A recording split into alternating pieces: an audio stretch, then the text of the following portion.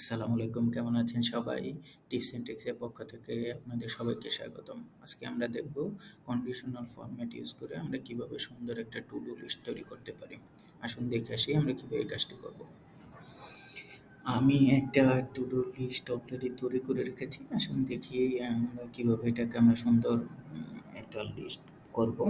আমরা সাধারণত যেটা করি, আমরা যখন কোনো টাস্ক কমপ্লিট হয়ে যায় তখন লিখি কমপ্লিট, বা যদি পেন্ডিং থাকে তাহলে পেন্ডিং। এভাবে আসলে যদি আমরা লিখতে যাই আমাদের যখন অনেক ডেটা থাকবে, এটা হচ্ছে টাইম কনজিউমিং। আমরা কীভাবে সহজে করতে পারি আমরা দেখি।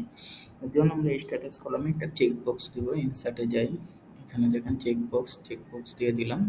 তারপরে আমরা একটা ফর্মুলা ইউজ করব, কন্ডিশনাল ফরম্যাট। তার জন্য আমরা যাব ফরম্যাট, কন্ডিশনাল ফরম্যাটিং। এখানে ইজ নট এমটি জায়গায় হচ্ছে যে আমরা একটা ফর্মুলা ইউজ করবো, সুতরাং কাস্টম ফর্মুলা ইজ, এখানে আমরা ইফ ফর্মুলা ইউজ করবো। ইফ, তাহলে আমরা দিই যদি হচ্ছে C5 থেকে যদি আমাদের 100 ডাটা 100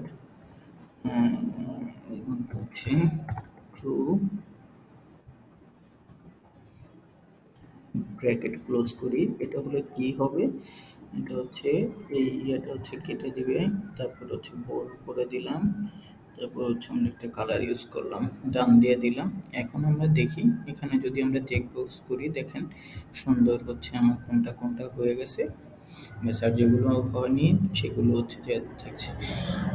টিপস অ্যান্ড ট্রিক্সের সাথে থাকবেন, বেশি করে লাইক এবং শেয়ার দিবেন। আপনাদের যদি কোনো স্পেসিফিক টাস্ক থাকে যেটা হচ্ছে যে আপনি শিখতে চান, আমাকে জানাতে পারেন, আমি সেই টপিক নিয়ে ভিডিও করবো। সবাই ভালো থাকবেন। আল্লাহ হাফেজ, আসসালামু আলাইকুম।